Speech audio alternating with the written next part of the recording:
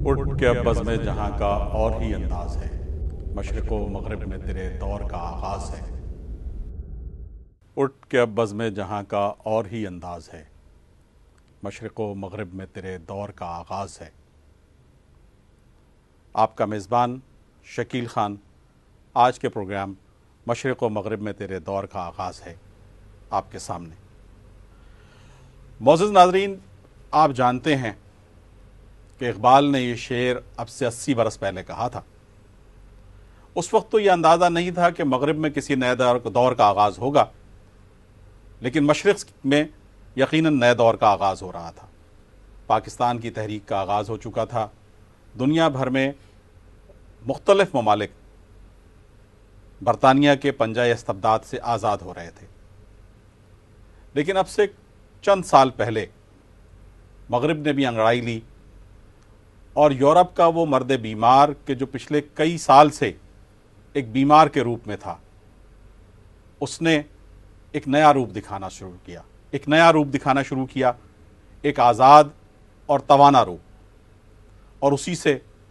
یہ ثابت ہوا کہ شاید مغرب میں بھی ایک نئے دور کا آغاز ہو رہا ہے۔ یورپ کا مرد بیمار جو ترکی کہلاتا تھا، آج وہاں پر اسلامی تحریکوں نے اتنی قوت حاصل کر لی کہ وہ انتخابات کے ذریعے 50% سے زیادہ ووٹ لے کر پارلیمنٹ میں اپنی اکثریت لے آئیں۔ اور یہ واقعہ پہلی مرتبہ نہیں ہوا، 2 مرتبہ پہلے بھی یہ واقعہ ہو چکا ہے۔ لیکن معزز ناظرین، میں ساتھ ساتھ یہ بات بھی آپ کو یاد دلانا چاہتا ہوں کہ اب سے تقریباً 50 برس پہلے بھی یہ واقعہ ہوا تھا، جب عدنان مینرس نے 2/3 سے زیادہ اکثریت حاصل کی تھی، لیکن اس کی حکومت کا تختہ الٹ کر سر عام اسے پھانسی دے دی گئی تھی اور ساری اکثریت ایک جانب دھری رہ گئی تھی۔ معزز ناظرین، چلتے ہیں آج کے مہمان جناب میاں تنویر احمد مگو صاحب کی طرف۔ میاں صاحب معروف بزنس مین ہیں، پاکستان بزنس فورم کے چیئرمین ہیں، اور اس حیثیت سے متعدد مرتبہ آپ نے ترکی کا دورہ کیا۔ آج کے مہمان میاں تنویر احمد مگو۔ میاں صاحب، آپ کو آج کے پروگرام میں خوش آمدید۔ سب سے پہلا سوال تو یہی کہ میاں صاحب، کیا فرق محسوس کرتے ہیں آپ ترکی اور پاکستان کے درمیان؟ ترکی بھی ایک اسلامی ملک ہے، وہاں پر بھی مسلمانوں کی اکثریت 90% سے زیادہ ہے، اور پاکستان بھی ایسا ہی حوالہ رکھتا ہے، لیکن آپ بے شمار دفعہ ترکی گئے ہیں۔ اس دوران آپ نے کیا فرق محسوس کیا ترکی اور پاکستان کے درمیان؟ دراصل پہلی دفعہ جو میں ترکی گیا تھا تو یہ 1971 کی بات ہے، بزنس کے حوالے سے ہی وہاں جانا تھا۔ اس وقت استنبول شہر جو ہے وہ ایک مختلف منظر پیش کرتا تھا، ٹوٹی ہوئی عمارتیں، گندی گلیاں، ٹریفک کا ازدحام، جو کہ ایک بڑی اچھی شکل میں نہیں تھا اور اس سے صحیح امپریشن نہیں ملتا تھا۔ پھر اس پر ان کے جو کرنسی تھی اور ان کے جو معاشی حالات تھے وہ اتنے اچھے نہیں تھے۔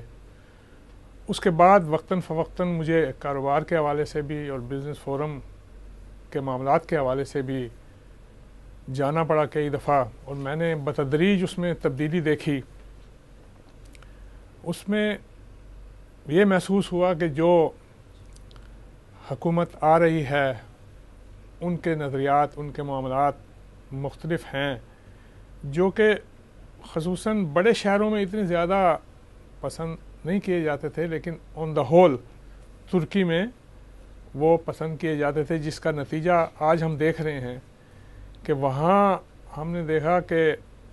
جو چیزیں خراب تھیں، پریشانیوں کے باعث تھیں، لوگوں کو پرابلمز تھے، وہاں کی حکومت نے ان کو سالو کرنے کے لیے کوششیں کیں۔ وہاں انڈسٹری بھی ڈیولپ ہوتی رہی، یورپ کے قریب ہونے کی وجہ سے، اور وہاں خصوصاً ایک بڑی تعداد میں ٹورسٹ آتے رہے، جی، جو کہ ایک بڑا سپورٹ تھی ان کی اکانومی کے لیے۔ لیکن جو سب سے زیادہ تبدیلی آئی ہے وہ یہ پچھلے 8 سالوں میں آئی ہے۔ کچھ عرصہ پہلے کی بات ہے، لیٹ 90s میں جب ہم وہاں گئے تو اس وقت استنبول کے میئر طیب اردگان تھے، اور باقی معاملات کچھ بہتر ہو رہے تھے کہ ہمیں یہ پتہ چل کے بڑی حیرانی ہوئی کہ انہوں نے جو مہنگائی تھی اور جو مسائل تھے ان کو حل کرنے کے لیے بڑے پازیٹیو اور بڑے صحیح اقدامات کیے۔ مثلا وہاں پر ان کے ٹرانسپورٹ کا پرابلم تھا کہ جس میں ٹرانسپورٹ کے کرائے کافی تھے، تو اس وقت انہوں نے تمام جو بلدیہ کی بسیں اور ٹرانسپورٹ تھی وہاں ایڈورٹیزمنٹ شروع کی، اس پہ ہورڈنگز لگوائیں، جو بعد میں ہمارے یہاں بھی کچھ کہیں کہیں آیا، کچھ میرے خیال سے جی بہت کم بسوں میں آیا ہمارے پاس۔ جی ہاں، صاحب میں یہ آپ نے کہا کہ جناب تھے تو وہ میئر، تو اس طرح سے ایک میئر کی حیثیت سے تو بحیثیت مجموعی ملکی معاملات کو چلانا تو حکومتوں کا کام ہوا کرتا ہے، میئر کے معاملات تو شہر کے معاملات کو دیکھنا ہوتا ہے، تو کیا اس حیثیت میں بھی انہوں نے اپنی شہر کی بہتری میں اس طرح سے بھی کوئی اضافہ کیا کہ وہاں قیمتوں میں کوئی کمی لاتے اور شہریوں کی فلاح و بہبود کے لیے کچھ اور انتظامات کرتے؟ جی ہاں، یہ میں وہی مثال دے رہا تھا آپ سے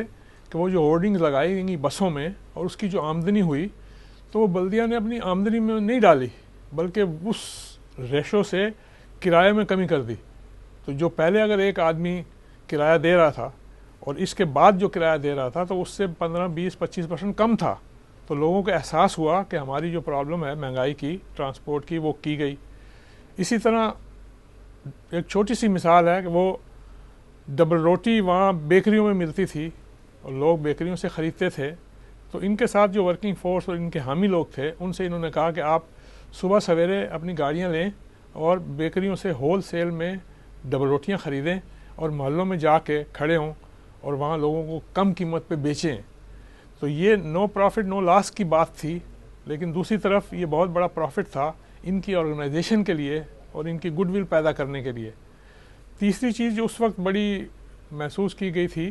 وہ پانی کا پرابلم تھا شہر میں، اور پانی کی بڑی کمی ہوتی تھی، تو اس کو انہوں نے بڑے شد و مت سے ایڈریس کیا،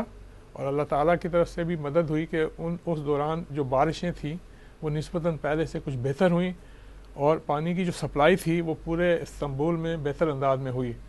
تو یہ استنبول شہر میں بہت ہی مقبول اور بہت ہی دل عزیز ثابت ہوئے، اور ان کے ساتھ جو ٹیم تھی، جو لوگ تھے، بہرحال وہ بھی پیچھے بیہائنڈ دا سین کام کر رہے تھے۔ تو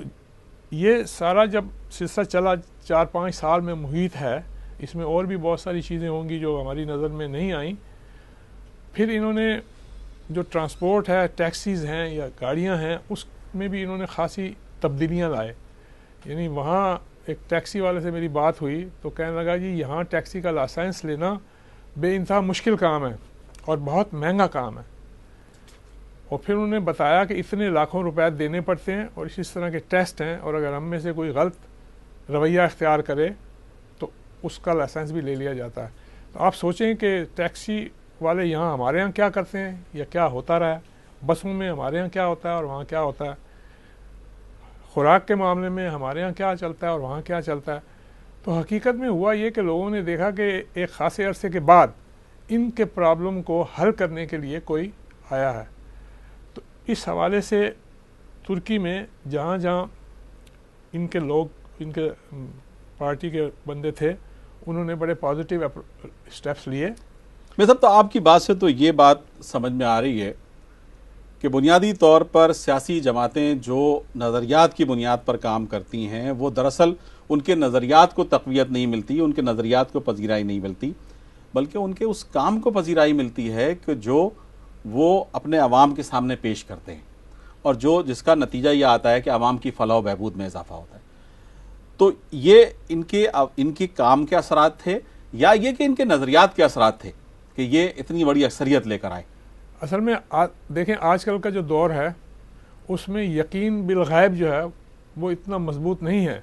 بلکہ یقین بالعین بڑا مضبوط ہے، اور یقین بالعین دیکھنے کی چیزیں ہیں کہ کیا تبدیلی آ رہی ہے، کیا ہو رہا ہے۔ نظریات کی جو بات ہے وہ یقین بالغیب ہے،